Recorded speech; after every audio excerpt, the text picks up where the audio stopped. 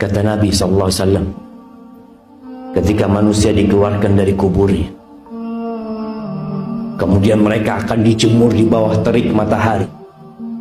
Kullu mri'in fi dhilli sadaqatih. Semua orang akan berada di bawah naungan sedekahnya. Antum kirimkan itu harta, antum simpan itu harta, sehingga antum akan merasakan kenikmatan dari jerih payah antum mengumpulkan itu harta. Kata Nabi alaihi salatu wassalam, ittaqun nar walau bisyiqqi tamrah. Kalian selamatkan diri kalian dari api neraka walaupun dengan setengah butir kurma, setengah. Tidak semua orang punya uang, tapi semua orang bisa sedekah. Kalau nggak punya, fa bi kalimatin thayyibah, maka sedekah dengan ucapan yang baik. Itu berpotensi menjadi pahala sedekah. Akan datang satu hari yang anak-anak kita nggak berguna buat kita, yang harta yang kita kumpulkan nggak manfaat buat kita. Yauma la yanfa'u malun wala banun. Akan datang satu hari tidak berguna harta dan anak-anak yang sekarang kita sibuk dengan mereka. Sekarang anda dan antum semuanya yang ada dalam benak kita fulus, anak-anak, sekolahnya anak-anak, lanjut kuliah, biaya ini, itu, subhanallah. Maka Allah katakan jangan sampai hal itu membuat kalian lalai dari tujuan diciptakannya manusia, mengabdi kepada Allah Azza wa Jalla. Silahkan cari rezeki, silahkan diurusin anak-anak, karena itu tanggung jawab orang tua. Tapi jangan sampai disibukkan dengan mereka dari mengingat Allah Azza wa Jalla. Allah Azza wa Jalla mengatakan, mohonlah kepada aku, pasti aku kabulkan. Kita disuruh minta apa saja. Nabi memberikan kebebasan kepada kita untuk memohon, asalkan tidak berlebih-lebihan. Mau pakai bahasa Indonesia, mau pakai bahasa Jawa, mau pakai bahasa Bugis.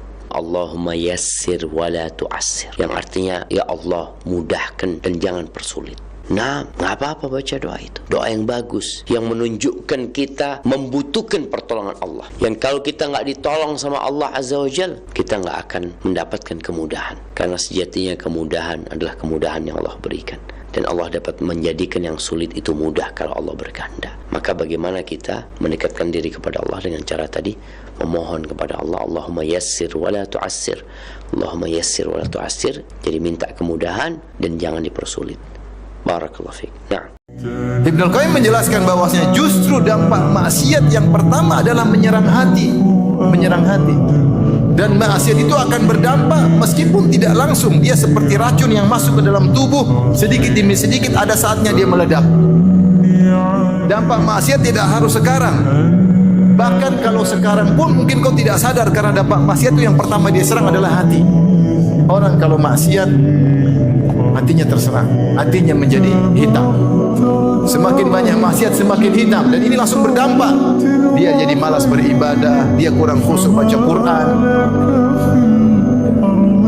dia tidak terenyuh ketika mendengar nasihat-nasihat. Kenapa? Hatinya mati. Tapi matinya pelan-pelan, tidak langsung. Sehingga jangan antum lihat dampak maksiat hanya pada secara fisik, saya aman-aman saja. Hati antum bermasalah, hati antum bermasalah. Dan jika antum teruskan, suatu saat akan hancur antum. Entah yang hancur akidah antum, atau yang hancur adalah secara duniawi antum. Kalau laki-lakinya pelit bagaimana Pak Ustadz? Dianjurkan tidak menikah dengan laki-laki pelit. Betul. Itu kata Ustadz Khalid ya. Loh, karena memang begitu. Ada pernah sahabat perempuan mau nikah, tapi sama laki-laki pelit. Nabi SAW melarang. Nabi Muhammad larang. Jadi gini Bedok, dalam Islam itu pelit banyak orang tidak paham loh. Sebenarnya pelit itu bagian dari dosa. Karena kedermawanan perintah dalam agama Islam disuruh dermawan royal, maka lawannya pelit itu tidak boleh. Makanya terlalu banyak ayat Al-Quran yang melarang masalah pelit, banyak hadis-hadis Nabi SAW melarang pelit. Ada satu orang dulu menjadi kepala suku di Madinah, setelah kepala suku sebelumnya meninggal. Terus waktu anggota kepala suku itu datang ke masjid, Nabi tanya, siapa kepala suku kalian sekarang yang baru? Mereka sebut nama seseorang, si Fulan. Kata Nabi SAW, bagaimana dia? Oh, dia tampan, dia berwibawa, dia bijaksana. Hanya saja, ya Rasulullah, dia pelit. Langsung kata Nabi SAW, penyakit jiwa apa yang mengalahkan pelit itu? Betul. Prinsip saya, setelah saya banyak baca dulu tentang masalah kedermawanan ini, maka tidak mungkin muncul loyalitas tanpa royalitas. Royal sama orang itu, dermawan, mendatangkan loyalitas orang. Salah satu cara meraih cinta pasangan, royal. Memberikan kebutuhannya, itulah nafkah. Jadi kalau pelit, jangan ngarepin orang loyal dengan kita juga ya. Tentu saja. Tidak akan ketemu. Oke. Tidak akan langgeng rumah tangga dengan pelit. Tidak akan langgeng persahabatan dengan pelit. Tidak akan langgeng dukungan apapun dengan pelit. Ya Allah, kami tidak berkumpul di salah satu rumahmu ini kecuali karena ingin menjalankan perintah dan kewajiban yang kau bebankan kepada kami. Maka ikhlaskan niat kami dan terimalah seluruh amal-amal soleh yang pernah kami kerjakan, baik kami ikhlas atau kurang ikhlas, yang sedang kami kerjakan, yang akan kami kerjakan sampai menjelang ajal datang nanti. Sesungguhnya la haula wala quwata illa bik. Kami tidak punya daya dan kekuatan kecuali dengan izin-Mu. Ya Allah, ampunilah seluruh dosa-dosa kami, dosa kedua orang tua kami, dosa seluruh kerabat-kerabat kami, dosa seluruh kenalan-kenalan kami, bahkan dosa seluruh muslimin dan muslimat, mukminin dan mukminat yang hidup dan juga yang sudah meninggal. Ya Allah, janganlah Engkau bubarkan kami dari sholat Jumat yang mulia ini kecuali Engkau telah bersihkan dosa-dosa kami dan Engkau ganti semuanya menjadi pahala dengan izin-Mu, karena Engkau telah mengucapkan dalam satu firman-Mu, ulaika alladziina yubaddilullahu sayyi'atihim hasanat. Mereka adalah hamba-hamba yang Allah ganti dosa-dosanya menjadi pahala. Ya Allah, jadikan negara kami Indonesia negara yang aman, tentram, damai. Seluruh umat Islam di bawah naungan ukhuwah Islamiyah. Dalam hal ibadah mereka kembali kepada Al-Quran dan Sunnah. Makmurkan negeri kami, lunasi utang-utang negara kami, bukalah seluruh rezeki dari seluruh penjuruhnya, kembalikan kami semua ke jalan-Mu ya Allah.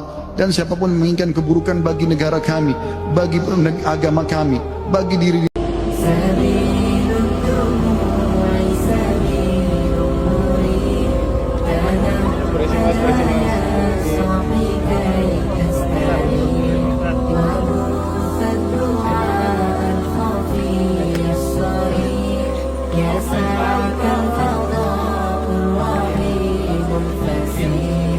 فبالله كم تستطيب القلوب ويبرأ جرح كثير الجريح وينشط ذاك السقيم العليل وقد كان بسقم دهر طريق